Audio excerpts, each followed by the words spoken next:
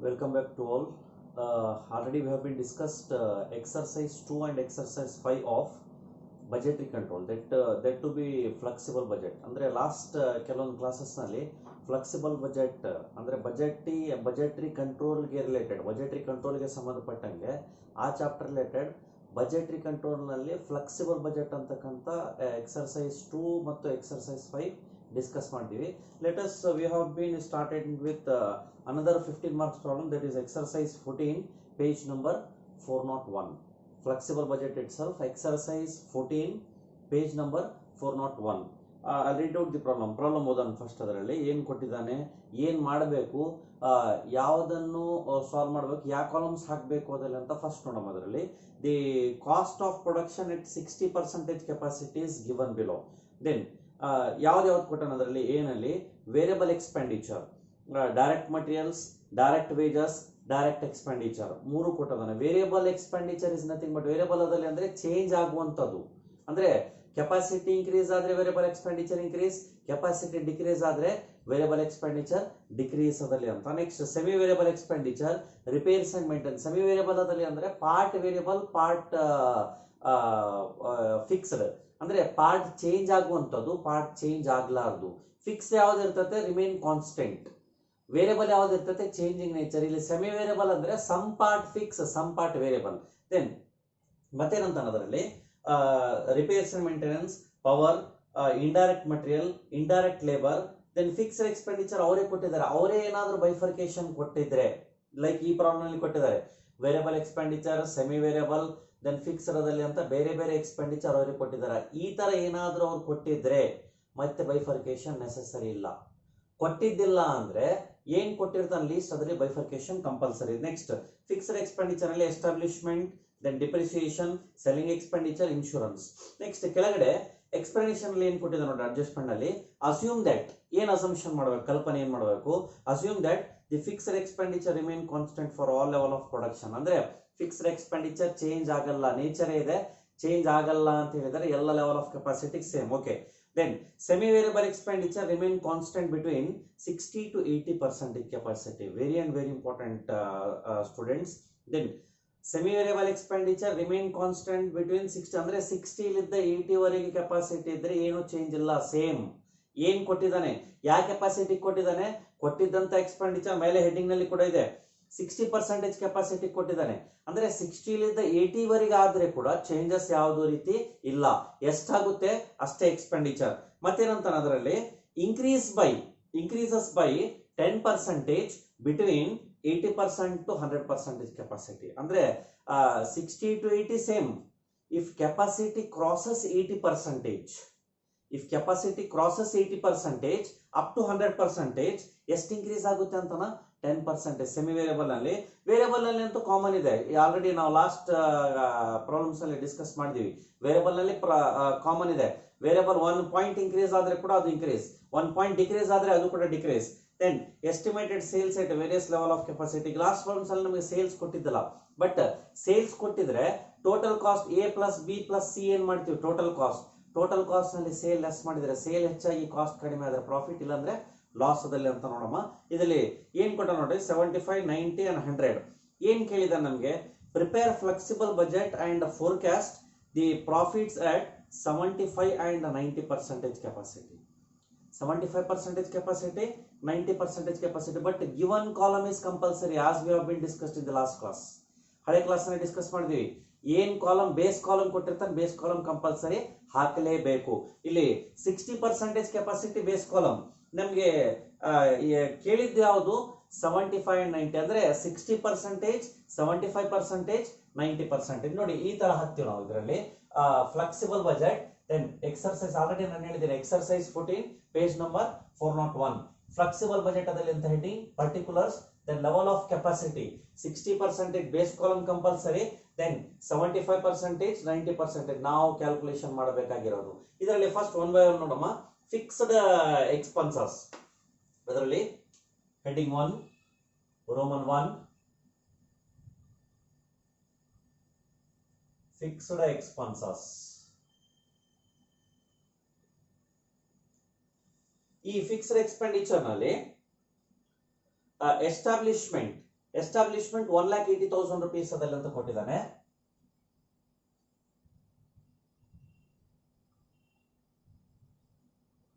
Establishment 1,80,000 for 60% capacity, but fixed expenditure remain constant. ಅಂದ್ರೆ ಎಲ್ಲ ಯಾವುದನ್ನ ಲೆವೆಲ್ ಈವನ್ 0% ಆದ್ರೆ ಕೂಡ production fixed expenditure remain constant ಅದರಲ್ಲಿ ಅಂತ.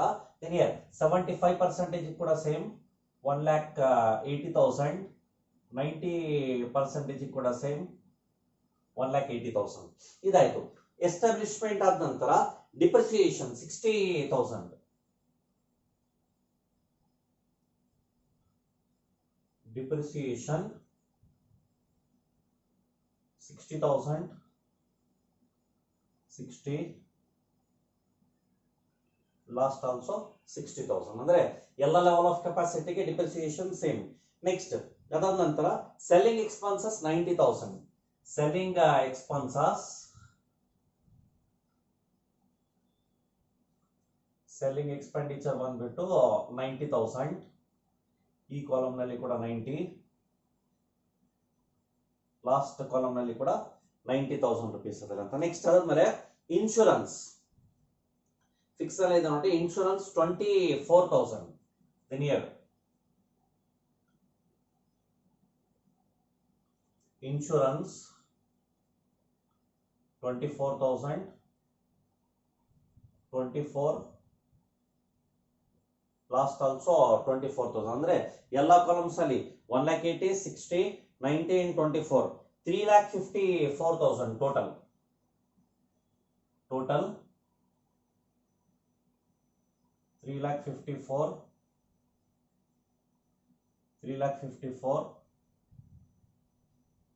3,54,000. This is total. Name it as total A. Total A 3,54,000. Next Roman 2, semi variable expenses.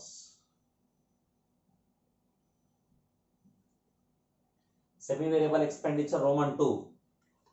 Then ಅದರಲ್ಲಿ ಕೂಡ ಹೇಳಿದಾನೆ ಸೆಮಿ ವೇರಿಯಬಲ್ ಎಕ್ಸ್ಪೆಂಡಿಚರ್ ಅಲ್ಲಿ part variable, part not variable. ಅಂದ್ರೆ fixed ಅದಲ್ಲಿ ಅಂತ ಅರ್ಥ, ಪಾರ್ಟ್ ಚೇಂಜ್ ಆಗುವಂತದ್ದು. ಬಟ್ ಇಲ್ಲಿ ಕೊಟ್ಟಿದ್ದಾನೆ ಇಫ್ ಕೆಪಾಸಿಟಿ ಇಲ್ಲಿ ಏನ್ ಕೊಟ್ಟಿದ್ದಾನೆ ನೋಡಿ. ಅದರಲ್ಲಿ semi variable expenses remain constant between 60 to 80%. ಅಂದ್ರೆ 80% ವರೆಗೆ ಯಾವುದು ಕೂಡ ಚೇಂಜಸ್ ಇಲ್ಲ. 80% ಗಿಂತ ಹೆಚ್ಚಾದ್ರೆ 100% ತನ ಆದ್ರೆ 10% ಇನ್ಕ್ರೀಸ್ ಅದಲ್ಲ ಅಂತ ಕೊಟ್ಟಿದ್ದಾರೆ. ಈಗ ಫಸ್ಟ್ ಒನ್ ಬೈ ಒನ್ ಅದರಲ್ಲಿ repairs and maintenance. Repairs and maintenance,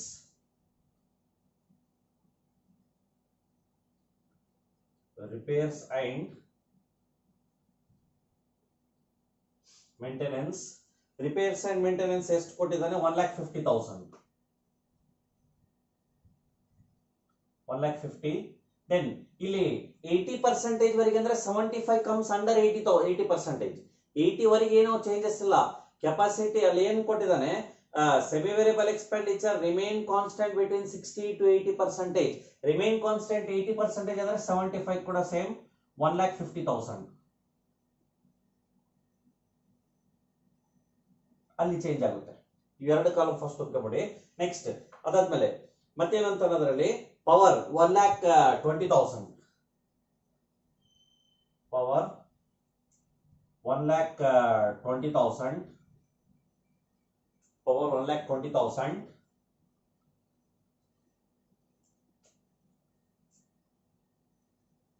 here also 1,20,000. ಯಾಕಂದ್ರೆ 80% ವರೆಗೆ ಯಾವುದು ಕೂಡ ಚೇಂಜಸ್ ಇಲ್ಲ.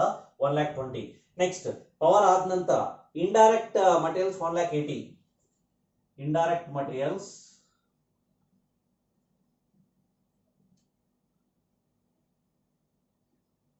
indirect materials 1,80,000. 1,80,000. Next indirect materials ಆದ ನಂತರ indirect labor.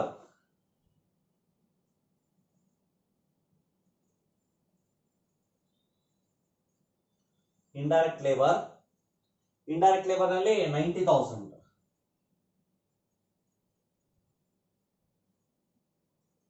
90,000 rupees, right? ಇಷ್ಟಾದ ನಂತರ ಅಲ್ಲೇನಂದನ semi variable expenditure remain constant between 60 to 80 ಅಂದ್ರೆ 80 ಒಳಗಡೆ ಇದ್ರೆ ಕೂಡ 60 ಗೆ ಏನ್ ಬರ್ತದೆ ಅದೇ ಸೇಮ್ ರೈಟ್ ತಗೊಂಡಿವಿ. ನೆಕ್ಸ್ಟ್ ಆದ್ಮೇಲೆ ಸೆಮಿ ವೇರಿಯಬಲ್ ಎಕ್ಸ್ಪೆಂಡಿಚರ್ ಎಷ್ಟು ಇನ್ಕ್ರೀಸ್ ಅಂತಂದ್ರೆ increases by 10% if capacity crosses 80 to 100. 80 ಲಿಂದ 100 ವರೆಗೆ ಕೆಪಾಸಿಟಿ ಏನಾದ್ರೂ ಆದ್ರೆ ಎಷ್ಟನ್ನಾಗಿರ್ಬೋದು 81% ಆದ್ರೆ ಕೂಡ 10% ಇನ್ಕ್ರೀಸ್, 99% ಆದ್ರೆ ಕೂಡ 10% ಇನ್ಕ್ರೀಸ್ ಅದಲ್ಲಿ ಅಂತ ನಾವು ಟ್ರೀಟ್ ಮಾಡ್ತೀವಿ. ಇಲ್ಲಿ ಎಷ್ಟರಲ್ಲಿ 10% ಇನ್ಕ್ರೀಸ್ ಅದಲ್ಲಿ ಅಂತ ಹೇಳ್ತಾರ. 10% ಇನ್ಕ್ರೀಸ್ ಅದಲ್ಲಿ ಅಂದ್ರೆ ಕ್ಯಾಲ್ಕುಲೇಷನ್ ವರ್ಕಿಂಗ್ ನೋಟ್ ಕ್ಯಾಲ್ಕುಲೇಷನ್ ಮಾಡಬಹುದು ಅಥವಾ ಡೈರೆಕ್ಟ್ ಆಗಿ ಕೂಡ ಮಾಡಬಹುದು. ಇಲ್ಲಿ ಸಿಂಪಲ್ ಇದೆ, ಡೈರೆಕ್ಟ್ ನಮಗೆ 1,50,000 rupeesಗೆ 10% ಇನ್ಕ್ರಿಮೆಂಟ್ ಅದಲ್ಲಿ ಅಂತ ಹೇಳ್ತಾನೆ. 10% ಅಂದ್ರೆ ಎಷ್ಟೇ 15,000. 15 plus 1,50,000 ಅಂದ್ರೆ 1,65,000. 1,65,000. ನೆಕ್ಸ್ಟ್ 1,20,000ಗೆ 10% 12,000. 12,000 plus 1,20,000 ಅಂದ್ರೆ 1,32,000. ಹಿಯರ್ 1,32,000. ನೆಕ್ಸ್ಟ್ ಆದ ನಂತರ 1,80,000. 1,80,000ಗೆ 10% ಅಂದ್ರೆ 18. 1,98,000. 1,80,000 plus 18. 1,98,000. ನೆಕ್ಸ್ಟ್ 90,000. 90,000 plus 10%. 9,000. 9,000 plus 90,000. 99,000. ಇಷ್ಟ. Next, make the total. Name it as total B.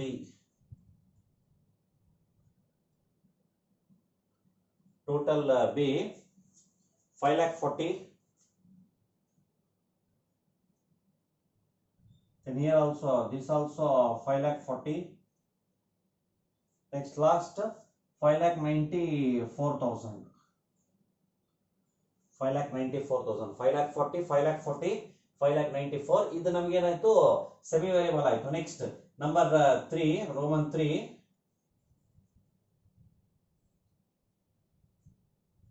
Variable expenses. Roman 3 variable expenses. Variable ಅಲ್ಲಿ ಯಾವುದು ಕೊಟ್ಟಿದ್ದಾನೆ? Direct material, direct wages, direct expenses. Direct material,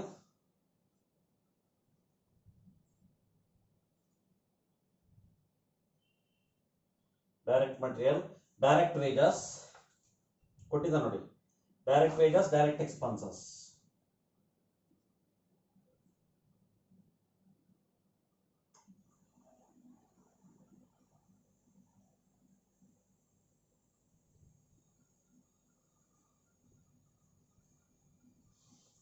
direct material ಎಷ್ಟು ಕೊಟ್ಟಿದ್ದಾನೆ? 60% capacity ಕೊಟ್ಟಿದ್ದು 3,60,000. Then here this is 3,60,000. Next 2,40,000. Next 2 lakh rupees. ಹೌದಾ? ಕೊಟ್ಟಿದ್ದಂಥದ್ದು direct material ಎಷ್ಟು ಕೊಟ್ಟಿದ್ದಾನೆ? 3,60,000. Direct labour ಎಷ್ಟು ಕೊಟ್ಟಿದ್ದಾನೆ? ವೇಜಸ್ 2,40,000. ಡೈರೆಕ್ಟ್ ಎಕ್ಸ್ಪೆನ್ಸಸ್ ಎಷ್ಟು ಕೊಟ್ಟಿದ್ದಾನೆ? 2 lakh rupees ಅದಲ್ಲಿ ಅಂತ ಆಯ್ತು. ನೆಕ್ಸ್ಟ್ ಈ ಕೆಪಾಸಿಟಿ ಕ್ರಾಸ್ ಆದ್ರೆ ಎಷ್ಟೆಷ್ಟು ಕ್ಯಾಲ್ಕುಲೇಷನ್ ಮಾಡಬೇಕು ಅಂದ್ರೆ ಕೆಪಾಸಿಟಿ ಚೇಂಜ್ ಆದ್ರೆ ಎಷ್ಟೆಷ್ಟು ಕ್ಯಾಲ್ಕುಲೇಷನ್ ಮಾಡಬೇಕು? ಈಗ ಸೇ ಫಾರ್ ಎಕ್ಸಾಂಪಲ್ ಇಲ್ಲಿ ಏನಂತಾನ 60% ಈಗ ಅವ್ನು ಕೊಟ್ಟಿದ್ದಾನೆ, 75 ಎಷ್ಟು 90 ಎಷ್ಟು ಅಂತ calculation. Go to the working note. Then here working note number 1. Working note 1 calculation of variable expenses. ಹೌದಾ? Calculation of variable expenses. ಇಲ್ಲಿ ಏನ್ ಮಾಡ್ಕೋಬೇಕು ನಾವು? 60% ಒಂದು ಕಾಲಮ್, 75% 90%, 60% 75% 90%. then here ಈ ಫಸ್ಟ್ ಅದರಲ್ಲಿ ಅದೇ ರೀತಿ ಡೈರೆಕ್ಟ್ ಫಸ್ಟ್ ಯಾವ್ದು ಕೊಟ್ಟಿದ್ದಾನೆ? ಡೈರೆಕ್ಟ್ ಮಟೀರಿಯಲ್ಸ್ ಕೊಟ್ಟಿದ್ದಂಥದ್ದು 3,60,000 60% ಕೆಪಾಸಿಟಿಗೆ. then here ನಮಗೆ 75 ಎಷ್ಟು 100 ಎಷ್ಟು ಅದಲ್ಲಿ ಅಂತ ಬೇಕು. then here 3,60,000. ಈಗ ಇದರಲ್ಲಿ ಬೇಕಾಗಿರೋದು ಇಲ್ಲಿ ನೋಡಿ ಬ್ರಾಕೆಟ್ ನಲ್ಲಿ 3,60,000 ಇಂಟು ಬೇಕಾಗಿರೋದು 75 ಬೇಸ್ ಇಸ್ 60.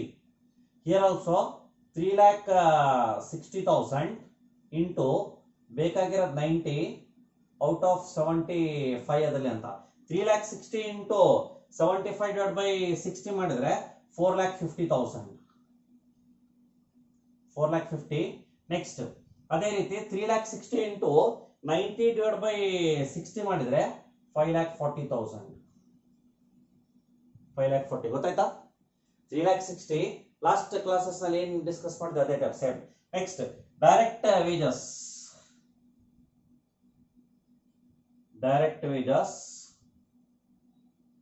ಈ ಡೈರೆಕ್ಟ್ ವೇಜಸ್ ನಲ್ಲಿ 2,40,000 ಅದಲ್ಲಿ ಅಂತ ಕೊಟ್ಟಿದ್ದಾರೆ 60% ಕೆಪಾಸಿಟಿಗೆ. ದೆನ್ ದಿಸ್ ಇಸ್ 2,40,000 ಬ್ರಾಕೆಟ್ ನಲ್ಲಿ 2,40,000 into 75 divided by 60. Here also 2,40,000 into 90 divided by 60. 2,40,000 into 75 divided by 60 ಮಾಡಿದ್ರೆ 3 lakh rupees. 3 lakh. Next 2,40,000 into 90 divided by 60 ಮಾಡಿದ್ರೆ 3,60,000. 3,60,000. Next direct expenses, last one.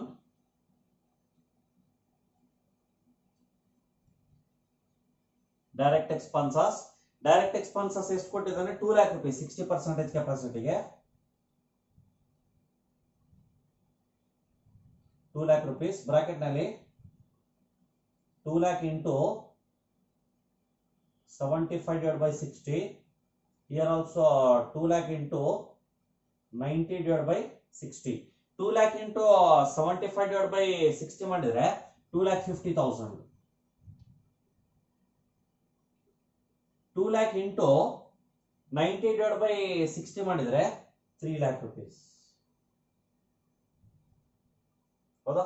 then here first already ಈಗ 3,60,000 ತುಂಬಿದೀವಿ. ಅದೇ working note ಪ್ರಕಾರ 4,50,000 and 5,40,000. 4,50,000 5,40,000. then 2,40,000 rupees ಇದೆ. 3 lakh 3,60,000. 3 lakh 3,60,000. next 2 lakh rupees already ಕೊಟ್ಟಿದ್ದಾನೆ. 2,50,000 then 3 lakh. 2,50,000 then 3 lakh. ಇಷ್ಟಾದ ನಂತರ total ಮಾಡಬೇಕು. then here first ಇದರಲ್ಲಿ total C ಅದಲ್ಲಿ ಅಂತ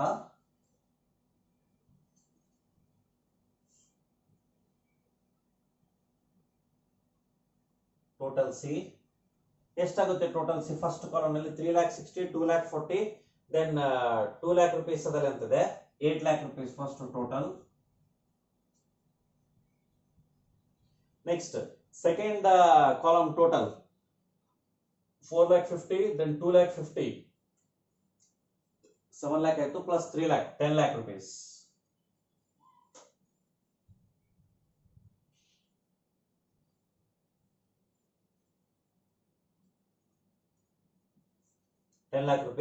Next last column 5,40,000 then 3,60,000 12 lakh rupees.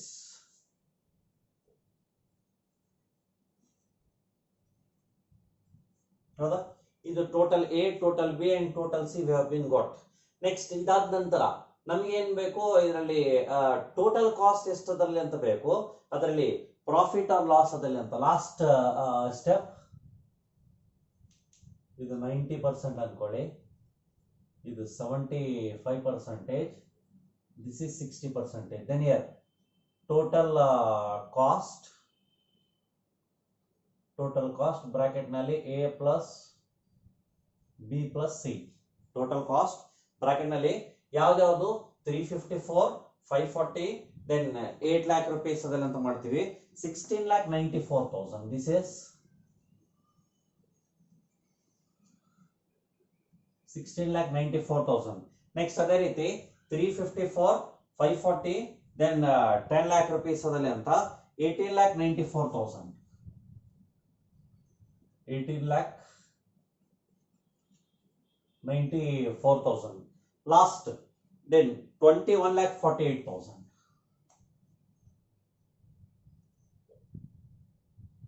21,48,000. ಬಹಳ ಸಿಂಪಲ್ ರೀ, ಬಹಳಷ್ಟು ಸಿಂಪಲ್. ಏನಂದ್ರೆ A B and C total ಮಾಡಬೇಕು ಅದಲ್ಲ ಅಂತ. Then here we have been got the total A B and C total cost. ನಾವು ಒಂದು ಲೈನ್ ಗ್ಯಾಪ್ ಬಿಟ್ಟು ದಿಸ್ ಇಸ್ ಟೋಟಲ್ ಸೇಲ್ಸ್ ಕೊಟ್ಟಿದ್ದಾರೆ. ಟೋಟಲ್ ಸೇಲ್ಸ್ ಯಾವ ಪರ್ಸೆಂಟೇಜ್ ಕೊಟ್ಟಿದ್ದಾರೆ? 60 ಕೊಟ್ಟಿಲ್ಲ. ಯಾಕೆ ಕೊಟ್ಟಿಲ್ಲ? 60 ಆಲ್ರೆಡಿ ಗಿವನ್ ಕಾಲಮ್, ನಿಲ್ ಮಾಡಿ. 60 ನಲ್ಲಿ ಯಾವುದು ಕೂಡ ಅವಶ್ಯಕತೆ ಇಲ್ಲ. 60 ಇಸ್ ನಿಲ್.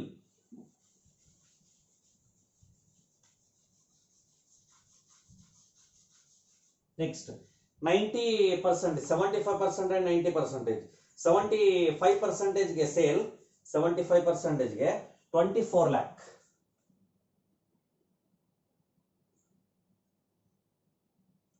24 lakh.